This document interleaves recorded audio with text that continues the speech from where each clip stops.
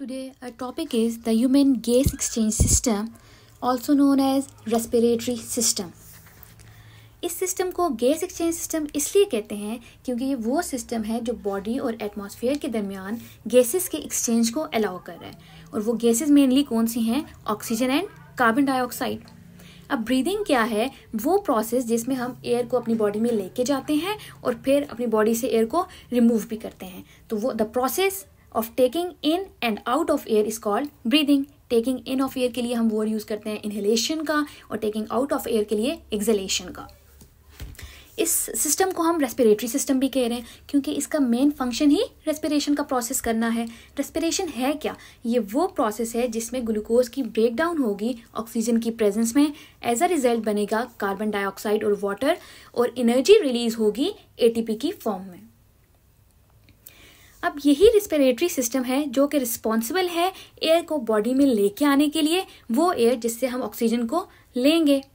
और जो carbon dioxide waste gas respiration के प्रोसेस के रिजल्ट में बन रही है, जिसको बॉडी में से रिमूव होना है, उसको बॉडी से रिमूव करने के लिए भी यही रेस्पिरेटरी सिस्टम है। अब कैसे हमारी बॉडी सेल्स जो है वो एयर में से ऑक्सीजन को लेंगे और कार्बन डाइऑक्साइड को बाहर निकालेंगे, ये भी देखना है हमें।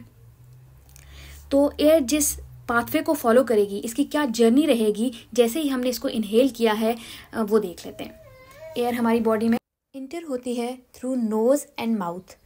नोज़ के अंदर जो कैविटी प्रेजेंट है उसे कहते हैं नेजल कैविटी, और जो माउथ में कैविटी प्रेजेंट है उसे कहते हैं ओरल कैविटी।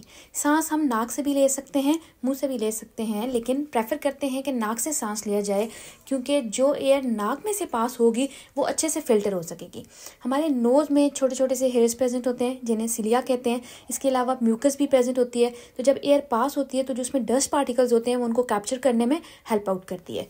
अब एयर जब पास होगी नेजल कैविटी और ओरल कैविटी में से पास हो गई, नेक्स्ट पार्ट आ जाता है फेरिंग्स। फेरिंग्स एक ऐसा पार्ट है जो डुअल फंक्शन परफॉर्म कर रहा है। ये डाइजेस्टिव सिस्टम का भी पार्ट है और रेस्पिरेटरी सिस्टम का भी। तो फेरिंग्स से होते हुए एयर फिर इंटर हो जाती है नेक्स्ट पार्ट लैरिंग्स में। इसे वॉइस बॉक्स या साउंड बॉक्स भी कहते हैं। वहाँ से एयर इंटर हो जाती है ट्रैकिया में। ट्रैकिया एक लॉन्ग ट्यूब है। ट्रैकिया फर्दर डिवाइड हो जाती है 2 ब्रांचेस में, जिसे कहते हैं प्राइमरी ब्रोंकाई। ये स्ट्रक्चर्स रिंग्स ऑफ कार्टिलेज से मिलके बने हुए हैं जो इनको ओपन रखता है, कोलैप्स नहीं होने देता।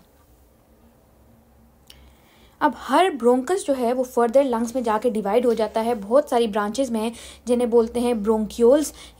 ये ब्रोंक्यूल्स टर्मिनेट होते हैं, एंड होते हैं छोटे छोटे एयर फिल्ड सैक्स में, जिन्हें कहते हैं एल्वेओलाई। ये आपको लुक देती है जैसे बंच ऑफ ग्रेप्स हों।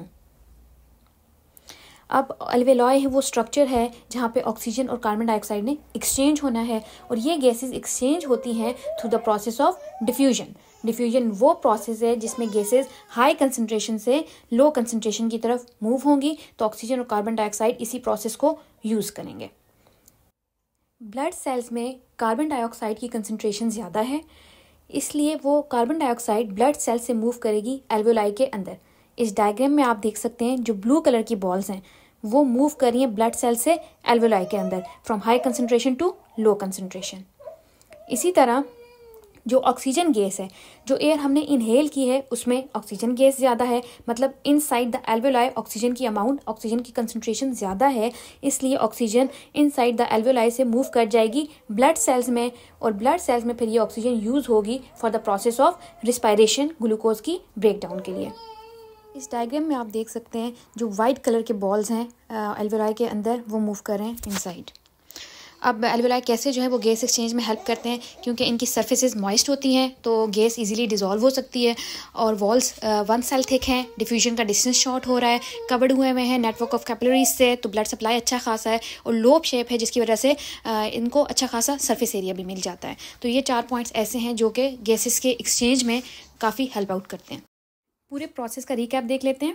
Human respiratory system fresh air को बॉडी में लेके आता है और वेस्ट गैसेस को रिमूव करता है। ऑक्सीजन एंड कार्बन डाइऑक्साइड का एक्सचेंज एल्वेओलाई में हो रहा है क्योंकि ये थिन होते हैं, मॉइस्ट होते हैं और इनका सरफेस एरिया लार्ज है। Thanks for watching. कोई भी क्वेश्चन है तो आप कमेंट सेक्शन में पूछ सकते हैं, and don't forget to like, share and subscribe. Thanks again.